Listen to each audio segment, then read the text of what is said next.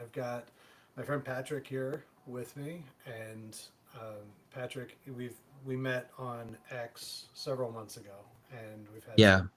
good conversations. And what I appreciate about you is that you have, I think you're a very sincere truth seeker, and you ask great questions, and so I think that we could, um, kind of engage in just a Socratic kind of conversation to help kind of bring out, draw out, and do like a weekend review as far as talking about things that I've been working on, things that have happened, any questions that you have, and observations that you have, and just kind of see how it goes. So Yeah, that sounds good. Yeah, it's been, I think almost, I want to say it's been close to 6 months maybe that we met when we had that one big space that flew up into a mhm. whole bunch. But yeah, we've had several good conversations in spaces before and on the phone. And so yeah, I'm looking forward to, just being able to talk it out and learn. I mean, because I like to learn. I like to ask questions. I've always been a listener,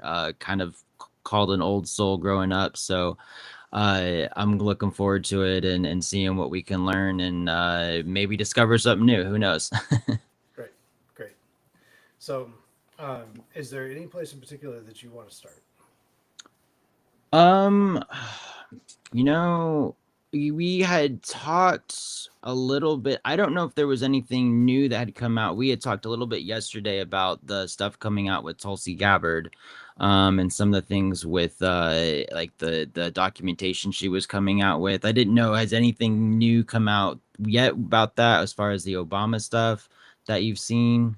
Yeah, well, so I've read the documents now that there's two main documents. There's the HIPSI document, which that was something that I've seen people claim that like the Sundance that does the conservative treehouse.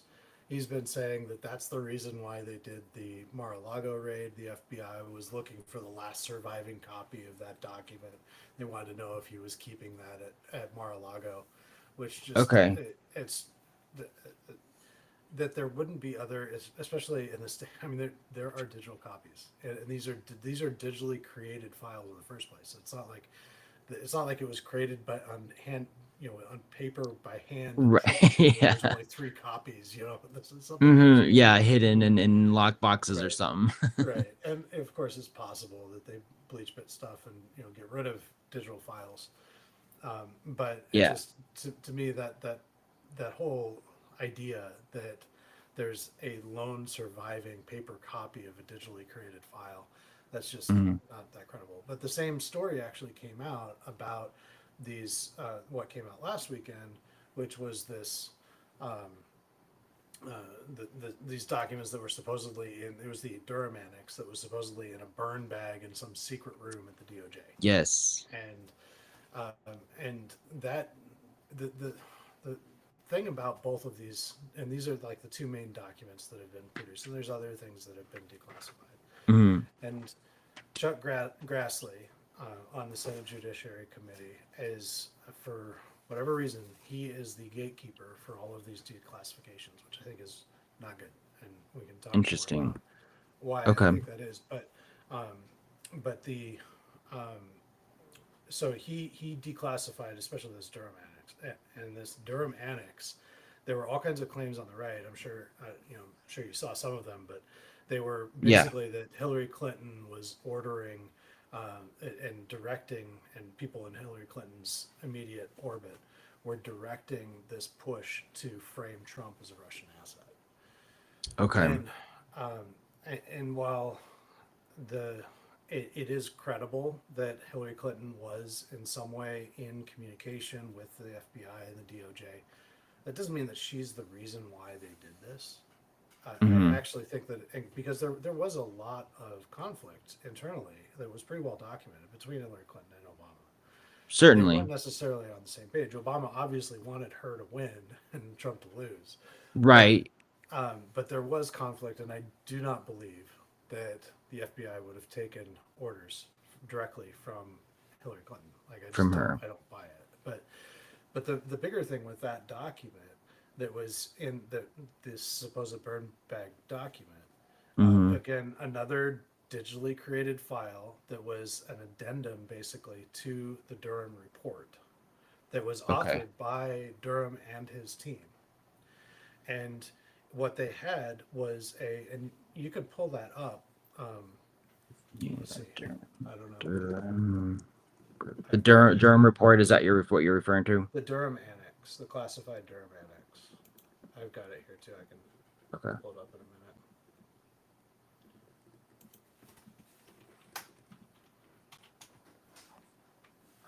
Because I think it's interesting to go through, and nobody Yeah. has really gone through it because um,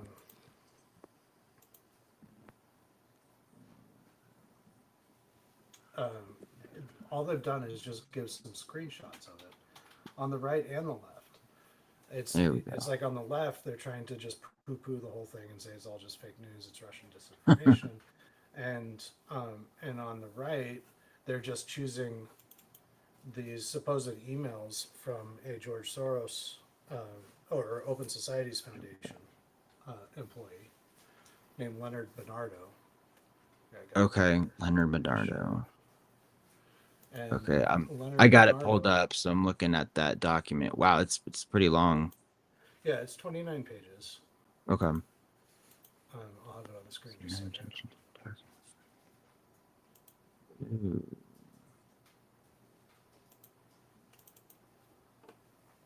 Oh, okay. Wow. Okay, so so in the it provides this background that Russians had hacked apparently had individuals affiliated with Russian intelligence had hacked and Hmm. gained unlawful access to emails of numerous U.S.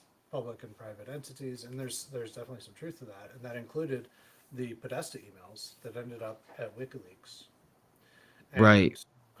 and those are, I believe, legitimate emails, but there have been many other falsified emails that have been put out there, including the ones here in this report. So, and they provide the evidence for that. So, what they say is that there's a source, and this is kind of heavily redacted here, Yeah, but it is. it's a foreign intelligence source that they're calling T1 or TI TI. Okay. for Tango India, I think, which is that's kind of code for apparently for a top secret sensitive source.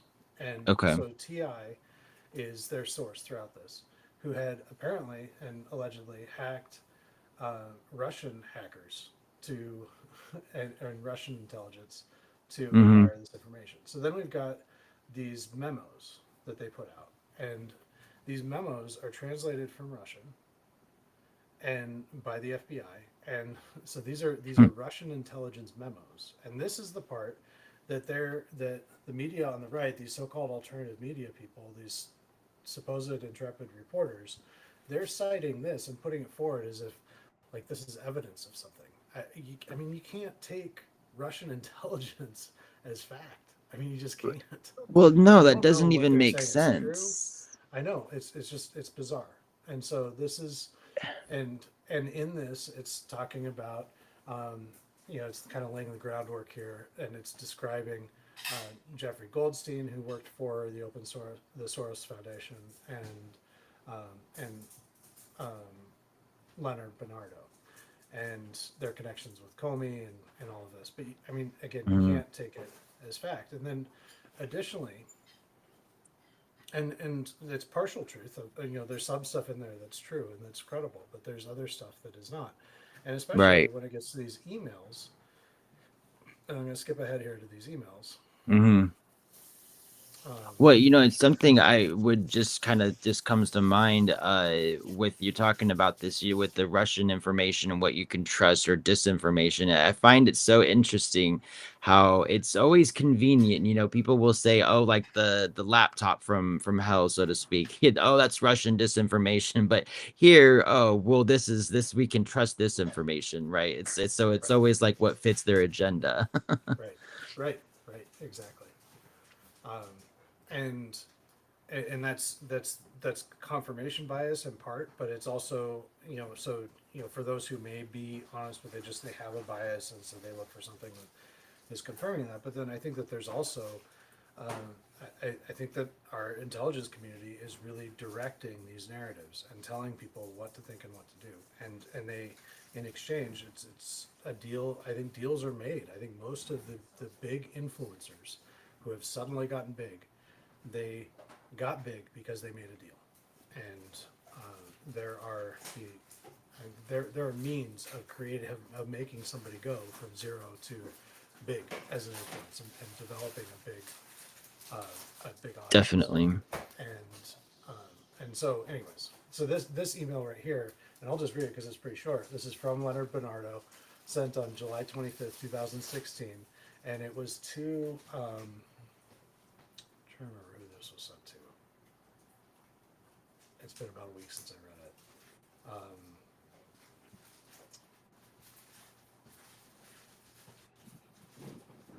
Okay, well, it's an email from, it was to somebody in, it's weird because he just says hi, he doesn't even say who it's being sent to. So there's two emails here, but let me just read the first one here. It says that the media analysis of the DNC hacking appears solid. This is an important story because it would be the first time that we know of that a state deliberately uses the infiltration and publication of data to interfere in the U.S. election. At the same time, politicization is on the table. I have been a bit surprised that nobody has mentioned this 18-month-long story yet in their analysis, and makes explicit reference to U.S. elections at the end. Julie, and this is Julianne Smith, who worked closely with Mike Morell from the CIA and others. She was one of the leaders of the Hillary Clinton campaign. Okay. So, Leonard supposedly says, Julie says it will be a long-term affair to demonize Putin and Trump. Now it is good for a post-convention balance. Later, the FBI will put more oil on the fire. And so, like, there's this indication that the FBI... That's like almost admission, isn't it? Well, this is the way that it was all presented. So, okay. And so, yes, I mean, it would be. This was presented as this is a smoking gun, like, as it kind of does sound like it, right? Yes. And the outcome is far from clear, as Americans are more keen on their own woes, and Hillary is hardly good looking as far as credibility is concerned. Anyway, things are ghastly for U.S.-Russia relations. And then the second email says the media analysis on the DNC hacking appears solid. So this is another email that's just a slightly different version, where there is one thing that was added is, anyway, it should last as long as Olympics accusations.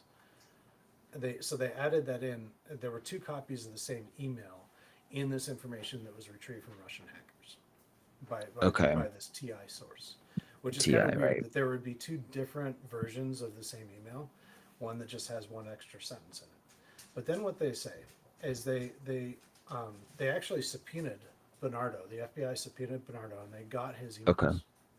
And they could not find these emails anywhere in his email system.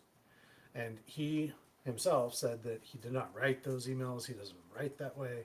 He did say that there's a couple sentences that are things that he might have thought or written at some point, but that he denied having written these emails. And this is they're not actually, they didn't have actual copies of the emails with, like, who sent it when and all the metadata and stuff. It was just like this, basically just a screenshot of something that it says is an email, right? Right. But then it gets even weirder. They found, through their subpoenas, they also found other emails. This is another email from him. I'll read it in a minute. But they also found other emails from other people to other people that wasn't even directing the FBI or had nothing to do with the campaign. It's just like people talking with each other and saying certain pieces of that exact email. And so it, like, exactly word for word, saying, so what it looks like and what they said that it looked like, what Durham said, is that they just cut a paragraph here and put it in this email, and they cut a paragraph here and they put it in that email because they speak Russian, they wanted it to sound like it was legit by people within. And so, kind of like leaving a paper trail in a way. Well, actually, just to make it look like it was real. Like Okay, right. instead Yeah, of just typing out an email and saying this is what they said, they actually kind of took language that was actually written by somebody that was in these same circles so that they could okay. make it look like it was totally More legit because legitimate. it's the same linguistically, it's the same in terms of linguistics, language, and Linguist. syntax, Okay. that it would be credible. So, so with that, like it really, really looks like they are forgeries, and that's I think that that's really the reason why this wasn't included in the Durham report in the first place, not because, and also just because it would cause confusion to have this there, Certainly. and it would cause the right, it would just be incendiary, and that's kind of, I think that that was the intention behind all of it. I mean, how do we know that this is Russia's goal, is to create chaos, right? And Mm-hmm. I think that's kind of the consensus from people on the right and the left, is that there's definitely consensus that Russia was engaged in influence and intelligence operations against the United States in 2016 and even still today. Yeah. And, but the consensus also seems to be that their goal is not necessarily to favor one side or the other, just to create conflict and chaos and confusion. Right. Right. And Well, which is so, happening, and I feel like here exactly. in the state, and probably, I mean, not just here, but I feel like particularly right now in this country, we like we kind of you said earlier a little bit, it's so volatile right now, and everyone's so it just feels like they're so angry. Everyone's just ready to just kind of pop off, and so yeah, I think that makes us even more vulnerable to such I don't know if you want to use the word intervention or attacks from places like Russia or other countries. We're Right. vulnerable because of it, and we're split. We're split down the middle to some degree. Yeah, I mean, right. Well, we're split right to left, and then right is splitting against itself, and Yes. they're just trying to fraction us as much as they possibly can. And I Yeah. think that what you said it's really insightful, that there is a um, there it, there is so much confusion, there's so much conflict right now, and it's kind of like we're a tinderbox and just waiting for the Hmm. spark. And I think that that's really their intention. And we can talk more about what James Lindsay wrote this morning or last night. I read it this morning, that I thought was just outstanding on X, where he describes Yeah. that exactly, and how that works kind of on an intelligence level, which is really really helpful to me. I read that, it's one of those things that you Yeah. read, and it's like, yeah, that's exactly what I was thinking. I just couldn't quite put it out that way, and he put it Jeez. so well. Um, Yeah. but I do want to read this because this is kind of like the main thing that Okay. that all the Glenn Becks and Fox News, everybody was just like, oh, hair on fire over this. But knowing what we know, that and what Durham knew, and it was, I mean, this wasn't just like they weren't excluding this because it was, they believed it was true. They Right. were they excluded it because they felt obligated to include it because they had it. So they didn't want to just cover it up. So Hmm. they included it, but they also showed that we've got really good reason for not believing that this is real at all. I mean, this comes from Russian intelligence, and Yeah. and it's likely that these emails are completely fake. We were not able to confirm it in any way. Well, and I think it would be interesting, like I kind of mentioned earlier, but like what determines what Russian intelligence we should use and believe versus what shouldn't we? Like, is it just come down to, like you said, confirmation bias? Like, there's Sure. some sources in Russian intelligence, or certain sources over there that we can trust more, or is it, I feel like de- depends on the interests, right? Yeah. As far as the whether it's the right's interest or the we'll say the conservatives' interest versus the Democrats' interests. The Russia, whoever's going to play into those desires and manipulate them, I think. Right. Right. Yeah. That's that's a really really good point, because it extends not just to Russian intelligence, but United States intelligence, and what our own Yep. intelligence community is doing against Americans. How is any one of us to know what is true and what is BS, or what is partly true, with some psychological and emotional manipulation sprinkled into it. Right. And that is the question. And what you have to do is exactly what Durham and his team did with these emails. You got to go to the Mm, evidence. You got to confirm what you can. You look yep. at the bigger picture. You don't just believe it because you want to believe it. Hmm. You I mean, you got to look at, is this really real? You got to read the Right. document. And you can't just can't just see a little screenshot with just a little snippet of something as you're scrolling through X and say, "Oh, that's exactly what I wanted to believe. That proves me right. So this must be true." You It's know, so many people do that. that's what I mean, right. not And just very on few X, but everywhere, right? right. When I read this, I was actually shocked to see that just how the extent to which the media on the right had deliberately kept from the public all of the parts that disproved this altogether. Everything that I've just laid out here and even more that just shows Hmm. that this just isn't this not credible information. And Right. certainly to the point where it is absolutely not something that would be admissible in court. I mean, these emails are, there's no way that it would be admissible in court in any sort of um, anything, any sort of criminal um, trial. There's just no way. Right.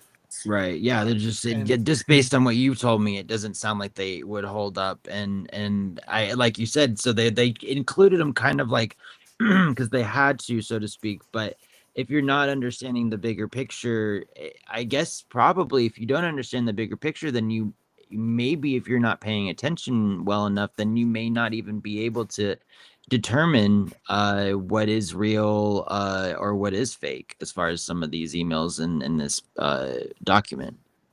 that's right, right. And you have got to read the document, and or you got to have Yeah. somebody that's actually, is there anybody that's been honest about this on the right? I really have not seen anybody speak about this honestly.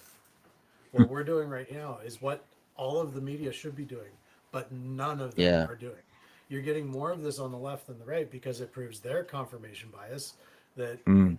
see, it's all wrong. Yeah, but of course. but the reality is it's something closer to the middle because it is credible that Hillary Hmm. was lobbying for this kind of thing. But it's also Hmm. not that credible that she was directing the FBI, like the right is suggesting, and like this email, like here. So let me just read this email. Yeah. It Yeah. says, so this was a couple days later, July 27th. It says, "Hi, HRC approved Julia's idea about Trump and Russian hackers hampering US elections. That should distract people from her own missing email, especially if the affair goes to the Olympic level. The point is making the Russian play uh, a US domestic issue.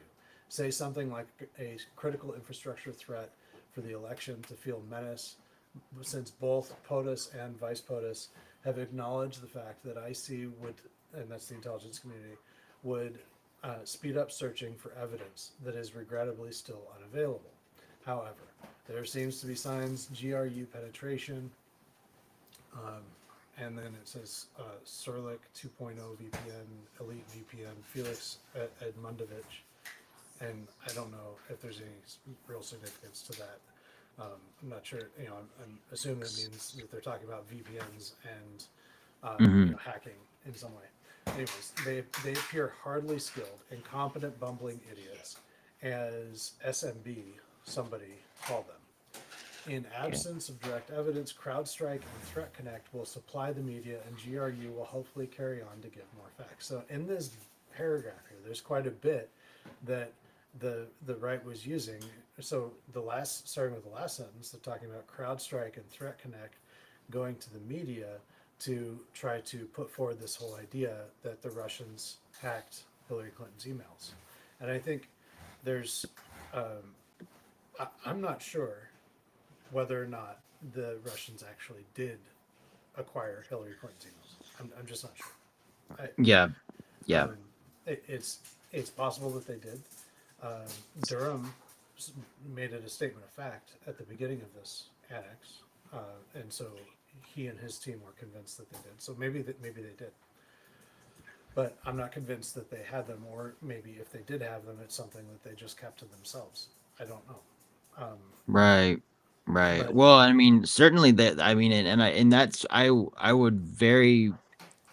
I don't even know who you would be able to ask, or if anyone that there is someone to ask. To wonder if there, what are the other things that the Russian intelligence knows that they're not sharing?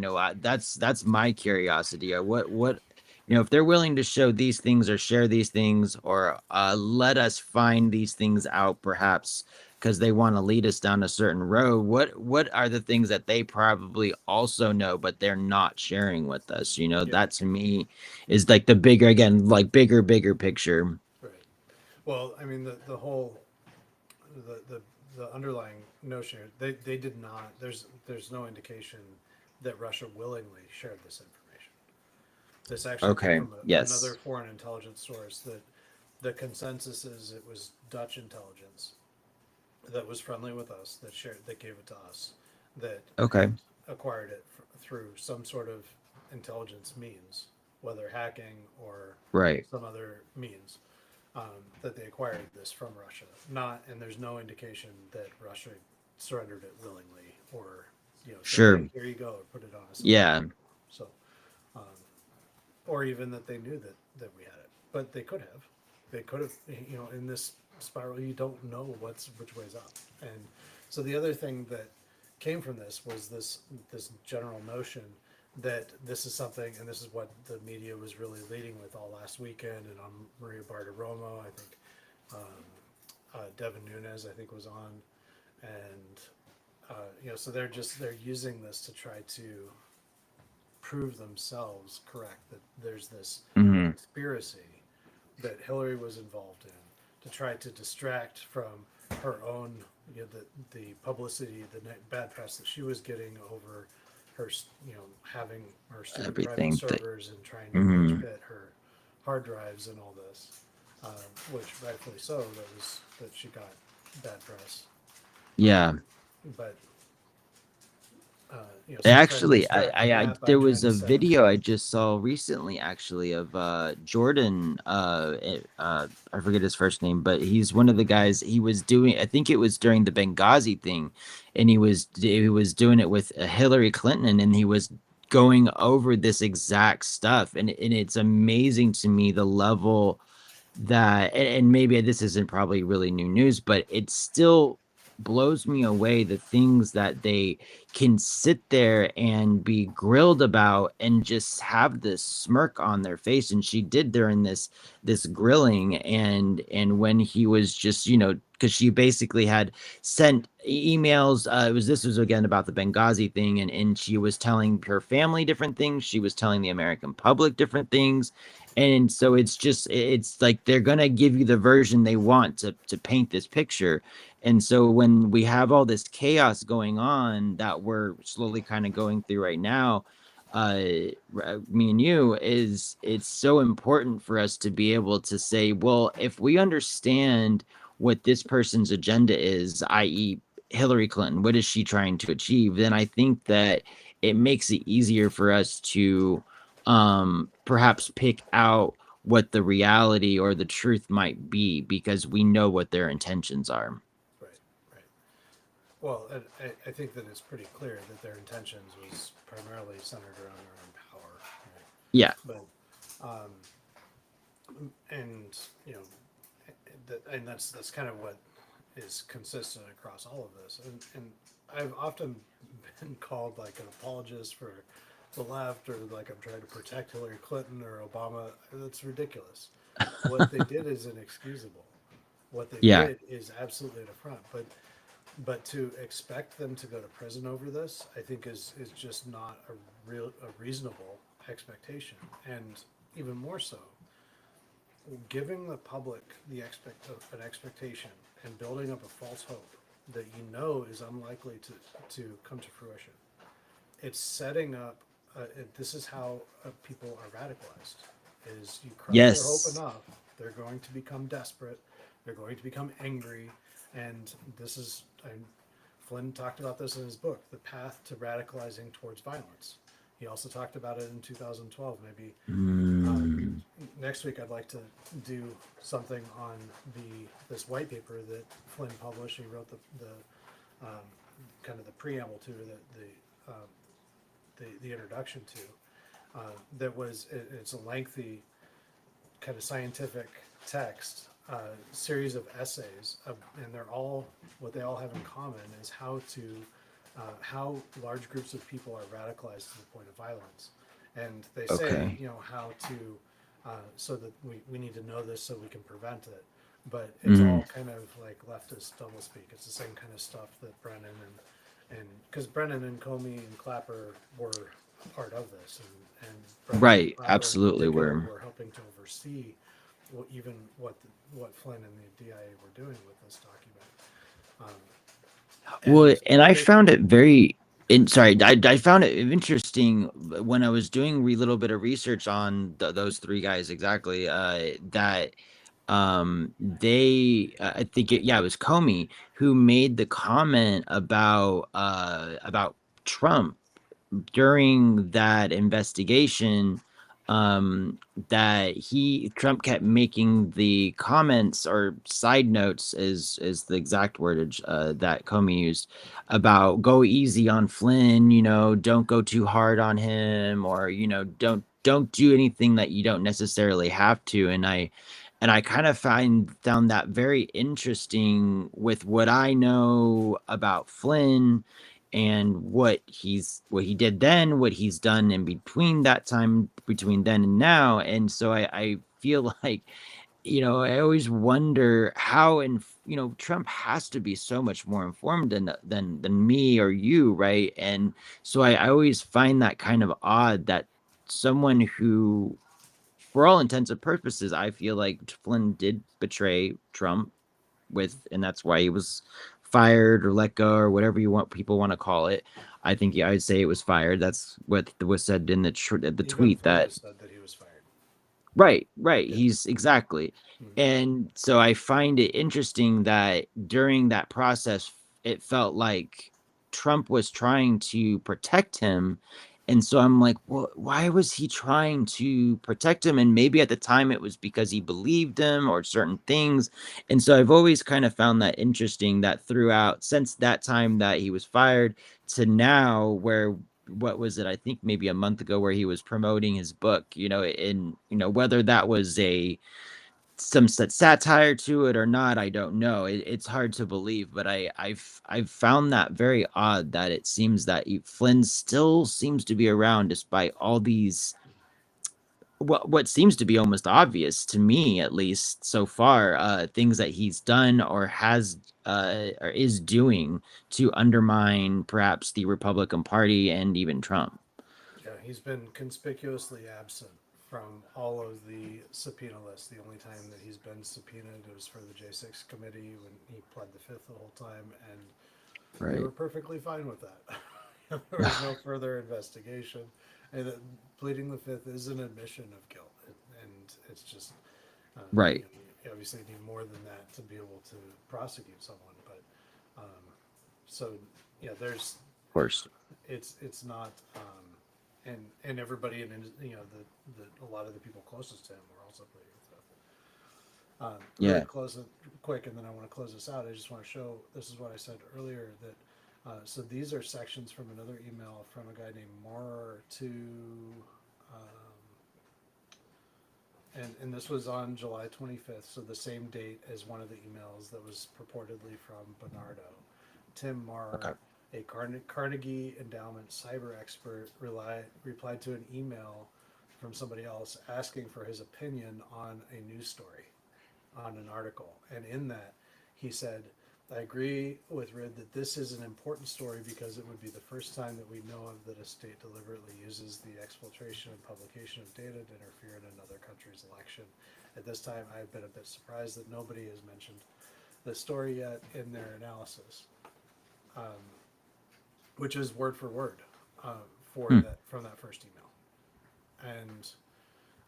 and then it goes on in a similar fashion, so that it's pretty clear that the odds that there would not be they subpoenaed Bernardo's emails, that he had nothing. There was these emails did not exist. He did not send these emails.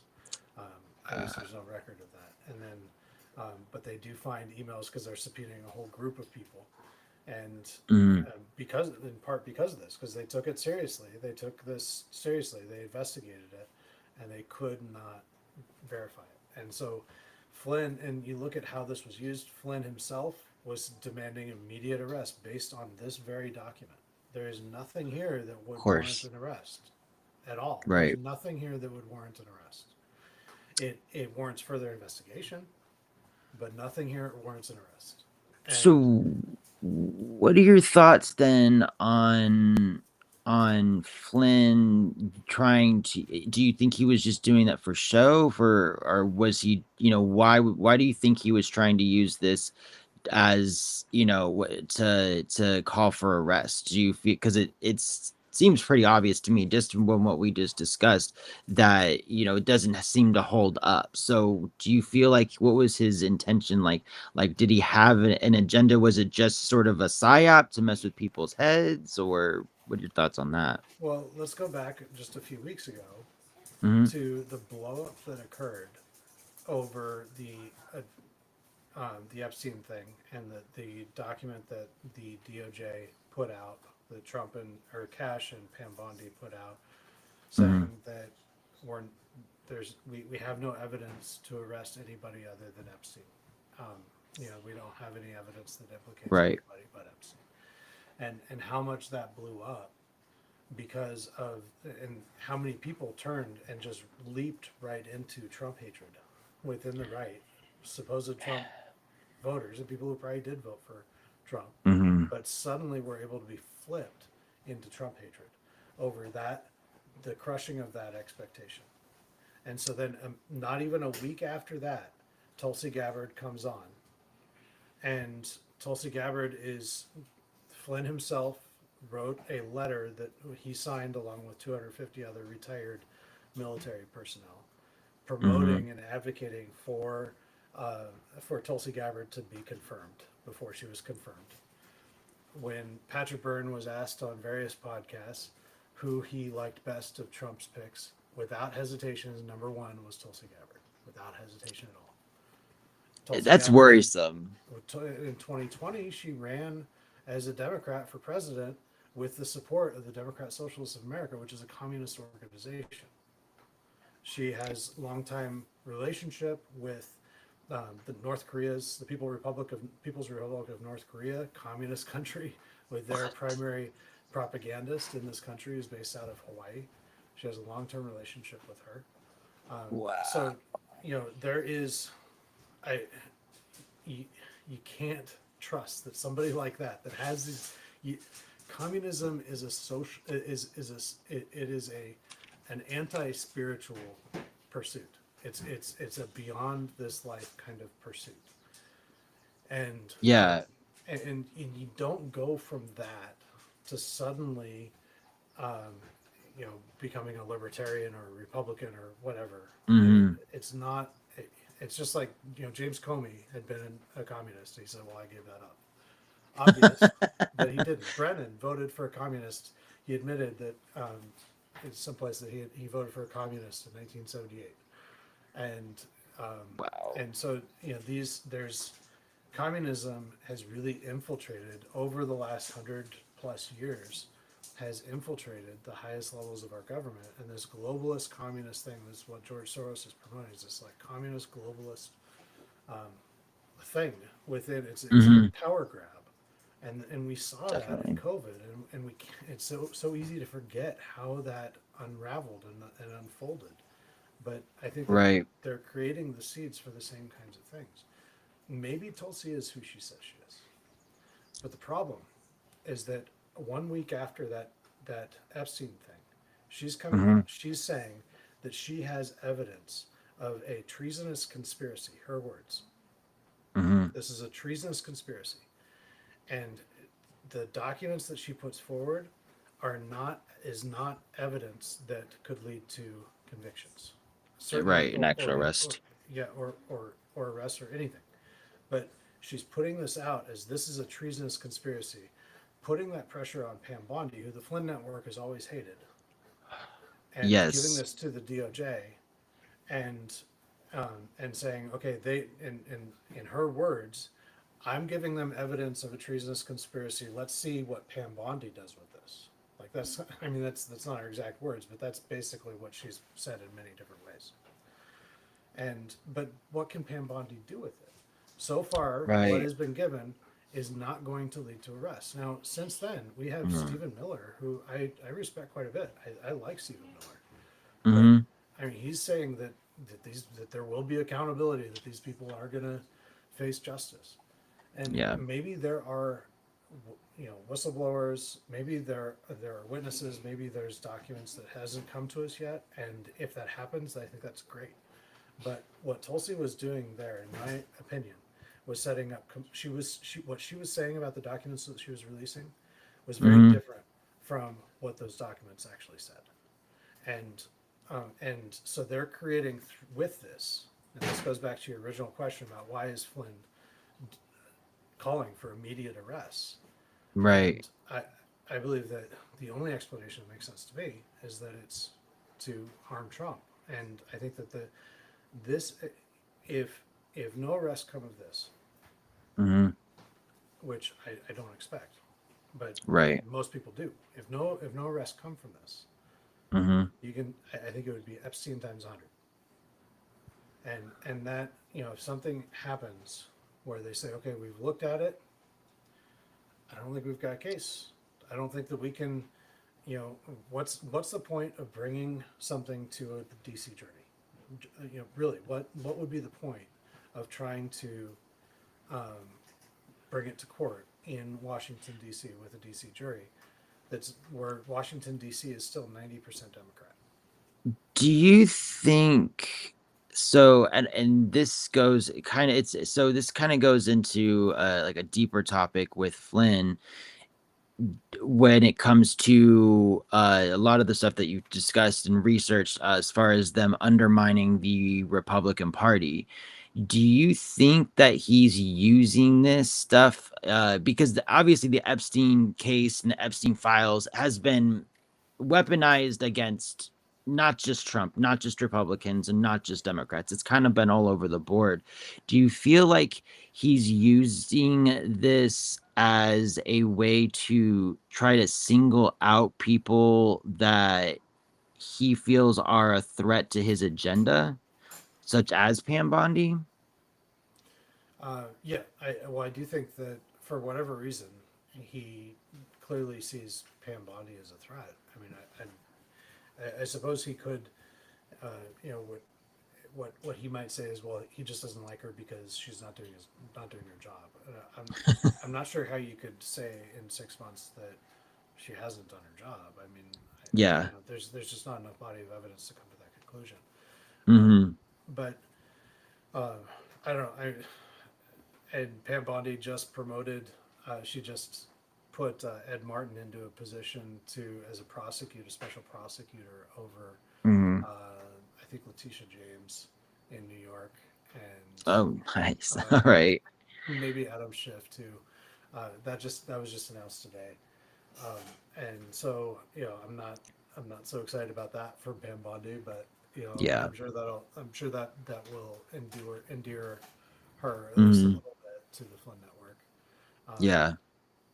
so yeah, it's such a mess, and the influence operation that he's run is so Hmm. vast.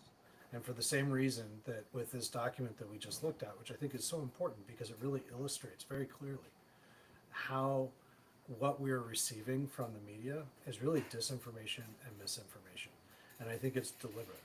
And it's, Yeah. if you think about all the effort that George Soros and all that crew went to take monolithic control over the mainstream media, there was a lot of effort. This was a decades long thing that started back in 1953 when Alan Dulles, as CIA director, started Project Mockingbird and MK Ultra. And Project Mockingbird was a CIA operation to take over and influence the media, Right. uh, Yes.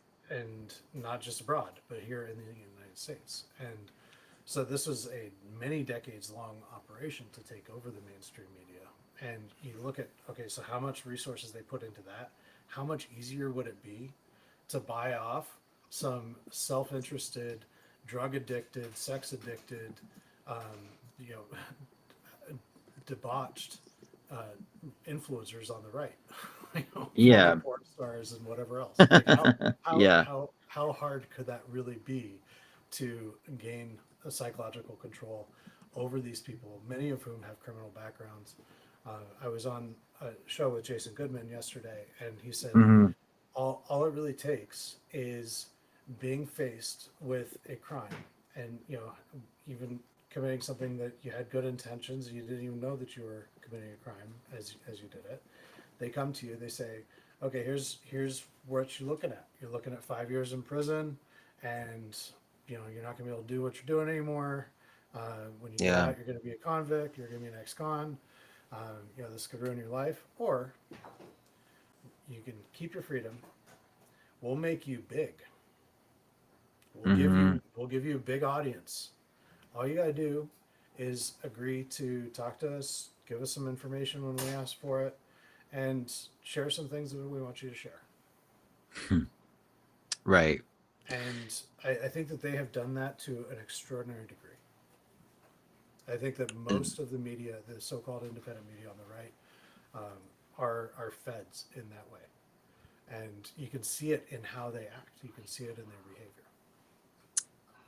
Definitely. Well, and speaking of taking over the media, influencing it, wasn't I believe it was in 2024, almost actually I think a year ago, that Soros was trying to take over like 200 radio stations, and the FCC had to get involved with it. I think even uh Elon was calling it out too, because it definitely, it looked super suspicious that someone's, and I don't remember how much money he was trying to put into it or buy him for. It was yeah, it was 220 different radio stations that reached approximately like 165 million listeners. And I just, there was some talk about it, and then it just went away, because my understanding is that he ended up basically got approved by the FCC, which I was surprised. But it seems like these people, when you have that kind of money and influence, you can get away with it, and so then they can push these crazy psyops and these narratives that do confuse us, and especially when you're not as informed as I am, although I'm trying to be. It just muddies the water, and you just kind of want to throw my hands up and think, okay, well, I'm gonna walk away from this for a little bit and try to go through it, and go through my head, and then talk to other people about it, but they're doing it constantly, and that's just one little example. But Absolutely. They're doing it in so many ways. And yeah. there's so many seemingly little and insignificant things that are being pushed out there and used to deceive, confuse, manipulate. And one example of that is this. We mentioned this earlier. This is something I've been confronting over the last few weeks, because here in Hmm. Michigan, there's a proposal that's trying to get on the ballot that I think is complete misdirection to try to direct energy away from candidates in 26, and a, a far superior ballot measure that would require citizenship verification and ID for every voter in Michigan. And that's a really important ballot measure. Hmm. But people are just brainwashed into this whole idea that we need to abolish property tax. And so I Right. say brainwash, it's a strong word, but this the proof that the indication that someone is brainwashed is when they are psychologically incapable of considering the merits of the opposing point of view in a debate. If you're Definitely. not able, if all you react is with anger and hatred, and you can't even hear, you can't even get your mind to consider, okay, well, why would somebody believe that might be true? What's the Right. merit of that point of view? Maybe I'm wrong. If you're unable to do that, then then then you're brainwashed. You're probably brainwashed. I mean, it could just be Definitely. that you just haven't given enough time. Maybe you just Hmm. haven't been exposed to opposing ideas. But if you're exposed to opposing ideas and all you get is just mad as heck, and you're not willing to consider the merit of that idea, you're probably brainwashed. And Definitely. and this property tax thing is a really interesting thing because it pairs with something else that I've noticed over the last year. Hmm. Is another narrative that the Flynn Network pushes, which is it's not just one narrative; it's a whole group of narratives that cause Yeah. people to believe that local government is the most corrupt form of government. And Sean Taylor in Tennessee is a big part of that. But they're pushing Interesting. this idea that local government is hopelessly corrupt, and and so people are believing this, and at the Uh, same time they're pushing this idea that we need to abolish property tax. Property tax is unfair. You can't really own your home as long as the government is collecting property tax, because if you don't pay it, then they'll take your home away. And so it's this emotional, these are emotional arguments. Then they talk about seniors losing their home because they're on fixed income, they can't afford the property tax mhm. bill, so they take their homes away, these poor seniors. And Yeah. they never talk about the seniors that are dependent on Meals on Wheels for nutritional assistance, that Right. is like 1,000 times more, literally 1,000 times more in number or more, Hmm. thousands of Hmm. times as many as there are seniors who actually lose their homes to property tax foreclosure. It's a very small number that ever happens. So do you think that this and I'm kind of just thinking out loud on this one with the property tax thing with the Flynn Network going after it. So do you think that they're trying to push to abolish it because it's going to weaken the states Well, it's going to weaken local government, or and sorry, yes, yeah, sorry, local government exactly, because that's their income, right? That's how exactly. they supply and fund the cities. Yes, Okay. cities, counties, school districts. So, I mean, we know Wow. for a fact that the left has been just, they've had conniptions over conservatives, especially, within the Flynn Network are called mama bears. That they Okay. moms that get out there and they go run for school board, or they advocate at their school board meetings, and they get all there's a lot of energy around that, and they're Hmm. trying to get porn out of the school libraries, and Hmm. fix the curriculum and stuff like that. And there's this whole how dare they kind of attitude towards Yeah. these parents that are getting involved in this way. But if you can abolish property taxes, you are taking away really the only means that school districts, counties, and municipalities have of self-funding. Every That's a other good point. form of funding for local governments and school districts comes from Yeah. the state and federal government. Right. And and that money 100% of the time has strings attached to it. State and federal Of government course. uses that money to coerce local governments and schools into behaving the way that they want them to behave. And so this is a part of the World Economic Forum's Agenda 2030 to neuter and abolish local government. A Okay. bigger thing is with sheriffs. They really don't Hmm. like the power that county sheriffs have. County sheriffs, the county sheriff is the highest law in the land. Yep. They don't like that. That's in COVID. No. That was a huge impediment in all of the Mm. conservative counties across the country. They defied state orders in my county. Our sheriff in Michigan, is we Mm. had Gretchen Whitmer going out there and saying you couldn't mow your own grass, you couldn't go visit your family. I mean, it was absolutely insane. They had you go to Home Depot during and everything was roped off in the gardening section. It was illegal to buy seeds in Michigan. It was Make it insane make in the spring. In sense. the spring, Yeah. it was just absolutely insane. And but Oh. our sheriff said, "Do what you want to do. Live your life. We're not going to infringe upon your freedoms. We're not going to enforce this stuff." Yeah. And so they don't like that. They don't like the sheriffs being the highest authority in the No. land. So, what's the solution to that? You take away their funding. Our sheriff in my county, I'm a county commissioner, and the reason why I ran for county commissioner is not to make money, because Hmm. it pays almost nothing. Like I get paid less than I'd make at McDonald's on an hourly basis for what I'm doing there. There's no pension plan. Like it's not, Yeah. I'm not Yeah. Yeah. doing this Yeah. to try to protect my job. I don't. It's not a pleasant job. Right. Like, it's not something. This isn't my joy path. No. I I'm can doing only this. imagine the people and things you got to deal with. I'm doing this because I want to understand how local government works, and I want to try to I want to walk my talk and find out how we can actually reduce spending and shrink the size of government on a local level. And so this is like my Hmm. sandbox for just my what I think civic engagement should look like, which is the hard work of working together with 6 other people who disagree with me most of the time to try to come up with to agreements on how we can cut taxes and get more money in people's pockets, because that's what I want, Certainly. that's what I would want my representatives to do, and so this is what I'm trying to do. And Hmm. it's hard work, and it's a long-term thing. It's not something that we can just flip a switch. And what I've Yeah. learned, one of the big things I've learned through this is that local government is just so important. It's so much more important. It does so much more than most people It's think. underrated, I'd say, in a lot of ways. Absolutely. And we're in, one thing, for example, is drains. And this is something I never gave any thought to. In Michigan, drains are a huge issue because there's so much water. And so Right. one house might be on several different drain systems, and there's drainages that take this water away and funnel it away so the houses don't flood. And Right.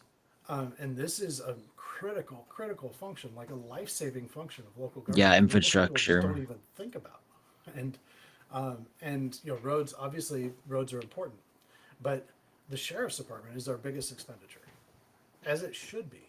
And if you cut, because what the current proposal that they're trying to get passed, it's called Axe My Tax. And what it would do is Okay. there's $17 billion statewide that that is property tax money, to property tax revenue that stays within local government. And so they want to completely abolish that. They want to abolish Okay. all property tax and all millages, and they want to replace that with money from the state government, and say, well, we'll increase the sales tax a little bit, and sin taxes, and that's going to pay for, and then we're also just going to increase the allotment that the state gives to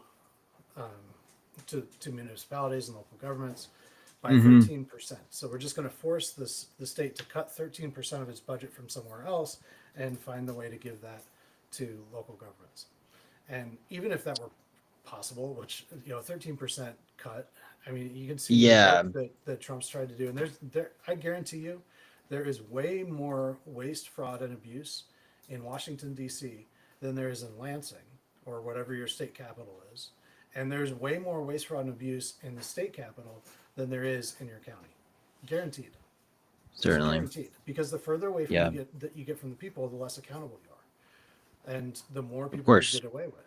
And Yeah. so all of this, like, and I think that it's valuable to go into this kind of granularity so that you can understand the whole situation and see that, okay, local government is really important because it actually protects us from From fraud, the. from Yeah. from tyranny. And so Definitely. that's what our sheriffs does. That's what our local prosecutor does. Even if you have a bad local prosecutor, you have much more ability to. It's much easier for you as an individual in your city Hmm. or county, wherever you are, to elect a new prosecutor than it is if they were the attorney general. Yeah. Or and it's much easier for you to get rid of a local prosecutor or a local judge than and through Yeah. recall than it is on the state level. And they know that, and they this is the best way. If you look at what Agenda 2030 is, you look at what this globalist communist agenda is, to take over Hmm. control over every aspect of our lives. The one of the biggest obstacles to them is local government. Yeah. And so Definitely. that's where this property tax and Vandersteel, the whole Flynn network has really, starting in February, they really started to push this whole idea: property tax is evil. You can't own your home. They're trying to take old people's homes away from you. We should never have property tax, and they're pushing that whole idea so that people just feel entitled, and it's so crazy because it's exactly the same thing that the left does. They create this victim mentality and this emotional, this anger and this hatred and fear, and then they use that Yeah. to just emotionally and psychologically control people, and they don't think about trade-offs. There's so many people that say, well, all tax is theft. Well, it's not exactly true. I mean, all tax is collected by force, Right. by the barrel of a gun, and really every tax is tied to property. Because if you don't pay your Mm-hmm. income tax, they're going to take your home, they're going to take your bank account, they're going to take your cars, they're going to take all your Right. property if you don't pay your tax. Yeah. They'll even take your freedom, put you in jail if it gets bad True. enough. So, 100%. and with sales tax, you can't even own the property if you don't pay the tax. So you Right. can't even own it in the first place. So all Yeah. taxes on property. So Yeah. like property tax is uniquely evil. In fact, in a lot of ways, it's the fairest of taxes because it's only limited to that specific property. If you don't pay the tax, the worst thing that can happen to you is you lose the property. So Certainly. they can't continue to come after you after that. So Well, and I'd be curious, in places like, so a great example is here in Texas in Austin, like property taxes have, oh my gosh, they have gone insane amounts. I had a friend of mine, Erin, her uncle had a really beautiful, like, 3-story house out on the lake, basically. It was really nice. And it was worth, I think, maybe half a million. And then after a couple years, I think it was, I forget when it really went up. I think it was what, maybe 2019. It was around COVID. It was like either right before or a little after or during COVID, and it doubled. It's worth $1.2 million now. And so the property tax is like astronomical. And as someone who lived in Austin for almost 9 years, and hearing from different people that I know there and what they're dealing with how the property taxes have just skyrocketed, there has to be some sort of a checks and balances. But that theory, which really doesn't seem to me like a theory, that's actually what they're doing. If the Flynn Network is talking about these property taxes, it's ingenious actually, because it, like you said, it plays on people's emotions. It's their heart, plays on their heartstrings. And especially with the way things are right now, so inflated, and people can't even survive, eating, and just your basic needs are hard to be, it's hard to meet those, let alone thinking about being able to pay your property taxes this year. And so, but I never really thought about how those directly affect your local governments. And I get, and it's something too about the Flynn Network that's always bothered me, that phrase they have, that what was something, start local, what is it, I can't remember how yeah, they say local it. action, national impact. Thank you, that, yes. Which I like, when I think of it, I'm like, well, yeah, that sounds Yep, good, but absolutely, it's it true. depends on the intention behind it, and their Yep, intention yep. versus mine or yours isn't the same thing. Hmm. Well, and it also depends on how you're going about it and what your actual objectives are. So, Right. by in and of itself, local action, national impact. What kind of action? You know, and what Key. kind of Yes. impact? And Yeah. so he's claiming, of course, he claims that he's a Christian. He claims that faith, family, freedom. They Hmm. want, but uh, just like he claimed to be for election integrity, and yet everything that he did in election integrity made it worse. And I think Right. that was by design. Yeah. And so it's the same thing with the health and freedom movement. He took the health and freedom movement and he railroaded it. That should have been so completely and entirely unifying for Americans, right and Yeah. left, and everywhere in between. Like we need our freedom, but Hmm. they made the people that were against the vax look like crazy anti-vaxxers because they Yeah. they elevated all of these um, really truly crazy people to be Hmm. influencers of that movement, and they had them saying crazy things that turned off the rational Yeah. middle, and that's what they do. And Yeah. this whole thing with property taxes, I absolutely think the property taxes should be lower, but the only real way to do that, this Thomas Sowell, great philosopher, one of the best Hmm. thinkers of our age, he often said, "There's no solutions, there's only trade-offs."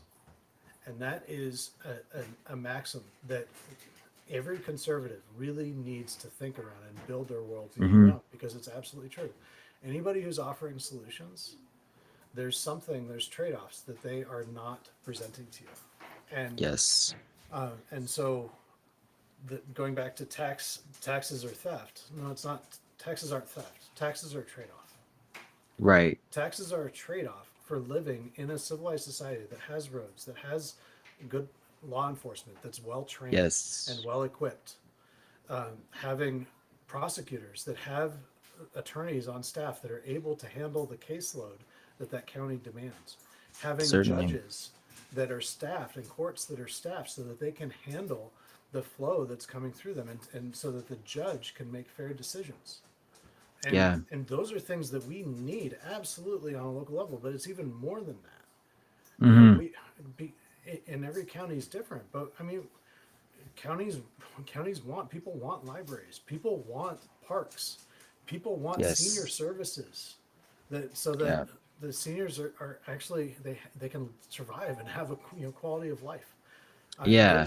There's so much that people actually want in their communities that local government provides, and Definitely. so this is an effort to just take away all of that. Yeah. And there's arguments like, Wow. well, I don't want my property tax dollars going to schools, and I'm sympathetic to this because I'm a homeschooling dad, and my Hmm. property taxes don't go to my kids' education, so I Right. can sympathize that. But I still want to live in a community that has good schools, because a Yeah, of community that doesn't have course. good schools is going to have higher crime and lower property Bingo. values. I mean, so Right. It it's all it's everybody all benefits. connected in one Yeah, way or another. It really right. is, especially when you think looking at it, I think at a local level. And I love this thought about how property taxes affect so much at the local level and then some. And it's sort of just like, I don't know if it's a trickle down effect, but it's affecting so many different things. And it's something I didn't really think about actually, because it's something my mom, my grandma, have all been complaining about recently with the property taxes. And although they're frozen, actually, that my mom was able to freeze hers because of disability, and my grandmother because of her age. Hmm. So that's kind of worked out for them now. But Right. what if they weren't able to, they'd be astronomical at this Hmm. point. So Well, there's got to that's be a really maybe a good in point. between. Right. Well, just about every state has mechanisms like what you just described to Okay. Yes. to protect people's from having market rate increases in their property tax bills. Right. And so, there, the amount that can be increased in just about every state on a year-to-year basis is limited, and it's a fairly low increase. So Hmm. even when the valuation goes up, they're limited on how much that can be and how much the tax rate actually increases. So, and then on top of that, most local governments, most counties and townships, if you want to get on a monthly payment plan so that you don't just Hmm. have like one huge bill for somebody that's on fixed income, you just go to them and say, hey, can I get on a payment plan? Almost 100% of the time, they're going to smile at you and say, yes, absolutely. Here's how you do it. And Yeah. and they'll set you up. And so, Yeah. and then if you get behind and say, I don't know how I'm going to pay last year's property tax bill, and I don't want to go to foreclosure, can we get on a payment plan? Can we do something? They're not going to foreclose on your home if you're making payments in just about every case, because they're elected officials, Right. and they don't Right. want to have the reputation being a cold-hearted, mean, you know, property seizer. So, Certainly. Yeah. It's not so a good look. right, and that's the value of local government. Is Yeah. it really is for the people, and in my experience in local government, it is a collection of people that really truly do want to serve the community. And I'm sure there's exceptions. I'm sure, especially in the big cities, which I don't Yeah. live in, thank God. Yeah. But but I'm sure there's many places where, and corruption even locally in courts and stuff, that's a real thing. I know it. I get it. Very. But you still have more, even when there's corruption on the local level, you have Hmm. more of ability. You as an individual, as a voter, has more ability and more power to do something about that when it's kept local versus Right. when it's dictated by the state. And Yeah. so Absolutely. and that's a long discussion, but I think it's so important, and people, and and and it's something that people aren't really thinking about, they're just feeling about. and Yes. and I think that now is the time that we need to cut this off, especially. And I think DeSantis is deliberately contributing to this. You think so? um, Yeah. Okay. yeah. I don't know how to feel about that guy. I really don't. Well, I think he's done a lot of good. But Yeah, he and has. and maybe it's possible in Florida because he's talking about abolishing property taxes in Florida. But Florida has something Mm-hmm. that just about every other state in the country does not have, and that is 142 million out-of-state visitors every single year that they're able Wow. to tax. They have Orlando, they've got Disney, they've got the beaches, they've got Sure. they get more visitors. They get 14 times more visitors every year than the whole population of Michigan. So Oh my that's gosh, that's so wild. Okay. so it's just what it may be possible because they do things like road taxes, gas taxes, bed taxes, airport taxes. They do as much as they can to tax the visitors as much as possible, Hmm. and to take the burden away from residents. And I think that's a great thing. Yeah. But I'm not sure that it's going to pass. They're trying to get it done legislatively, and I'm not sure that it's going to pass in Florida because I think the Hmm. state legislatures, not even Republicans, aren't really on board with it. Yeah. But even if it does pass, what's bound to happen in Florida is the counties with fewer tourists are going to struggle because you're taking away their only way of self-funding, and it's a Right. substantial amount of money. I mean, this is, you take that away, it's going to make them dependent on the state. And right now, it's a Republican state, but Right. California, and this is an important precedent.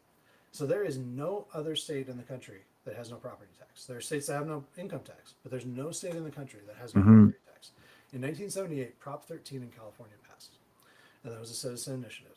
At that time, Okay. property values, even in California, were quite a bit lower than they are today, um, and and property tax rates were higher. It was over, the average was around 3% statewide. Many cities were far over that, and Prop Okay. 13 put a cap on property tax rates at 1%. So when Okay. that passed, suddenly all of the property tax revenue was cut by about 70%. And in Yeah. cities, it was cut by 80% or more. And so what Yeah. it did is it made every local government and school in California dependent on state funds with strings Yeah. attached. And this was 1978. So this Oh, is this wow. is the experiment. Like this is a Long time ago. proof.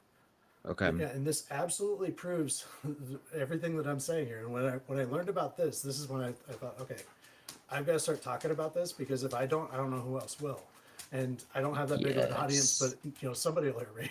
So, um, Yeah.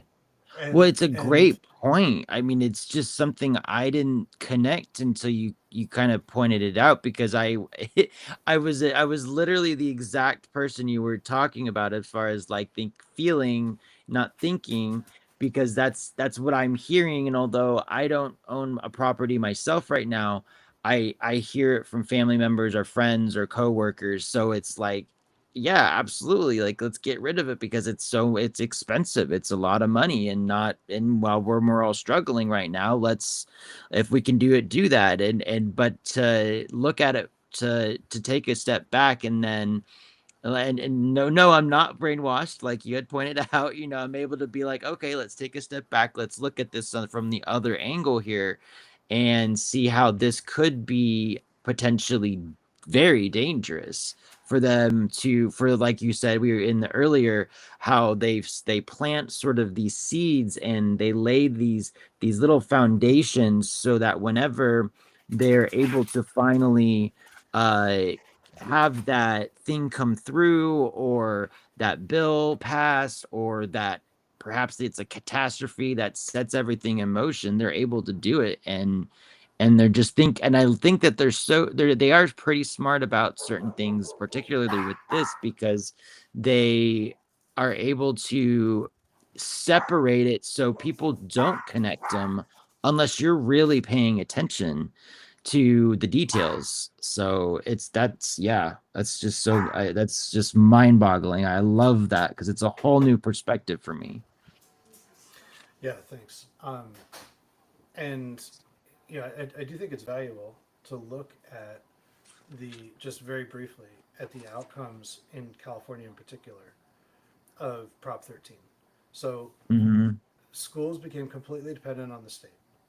And we know, I mean, I think most people have an idea, and it doesn't take much research to verify this, that the schools in California are some of the worst in the whole country. Yeah. And and it's not just that they're underfunded and bad teachers. It's school policy in California is some of the worst in the country, and school districts have no real control and power to change that. And I mean, there's some crazy stuff in California. Like, in order to homeschool your kids, you've got to have a teacher's credential. You have to go to college and get a teacher's credential to homeschool your children, your own children. And What? um, and so, yeah, and a lot of that is because the municipalities have no ability to protect the rights of their citizens, because Huh. their revenue is granted from the state, and therefore their policy is dictated by the state.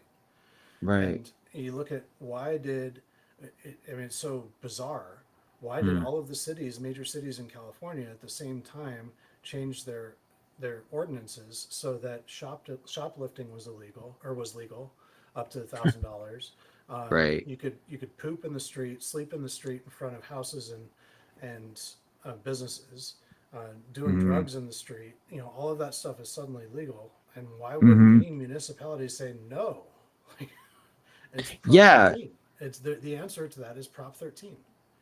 And so Uh, this is something that I think every conservative in this country needs to look at and be sober minded when it comes to, especially this issue of property tax. I am absolutely for cutting taxes, but if we're going to cut taxes, it should start with taxes that affect the larger, further away governments. So federal income tax, and I'm all on board with Trump's one big beautiful bill cuts, which is going to be the largest middle class tax cuts in American history, and I'm all for abolishing state income tax. I think that's something mm-hmm. that's been proven in states like your Texas and in Florida, that to Yep. really promote growth and overall well-being while still enabling the state to survive fiscally. And so those are things that are like good trade-offs. But Yeah. trading off our local sovereignty for to save some tax money in the long run, the other outcome, it doesn't end up you saving any money. I mean, look at California and how their tax rate is well over 50% for the highest income earners. And that's Right. because that they still had to make the money. They're just going to find other ways to get it. And in the end, it's going to hurt. Um, it's going to hurt people way more than they think it will. So Absolutely. anyways, that's kind of my soapbox right now, but I think it's an important one, and I'm kind of standing alone on it. So, which is interesting. I'm taking so much incoming on that, but Oh, I'm sure. Yeah, no, absolutely. I can only imagine the amount of flack you're getting from people on that. That they well, and again, and I don't know if these people are necessarily brainwashed so much as they're in those situations where it's a lot of money. So and so like I said earlier, broken record now, but when people are struggling, they see a potential way of saving money, and when uh, their government and local government are actually talking about maybe even doing this because another state's doing it, then it's like, oh, well, maybe we can get on board with this. right, And then people like, Soros or Flynn or whoever you want to say, is really pushing this. It's working right into their hands, essentially. yeah. Man,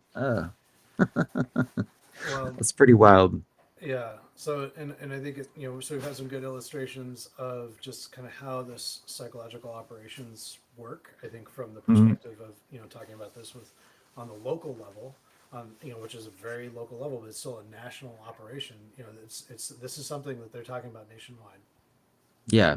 and really pushing on X and everywhere, throughout social media.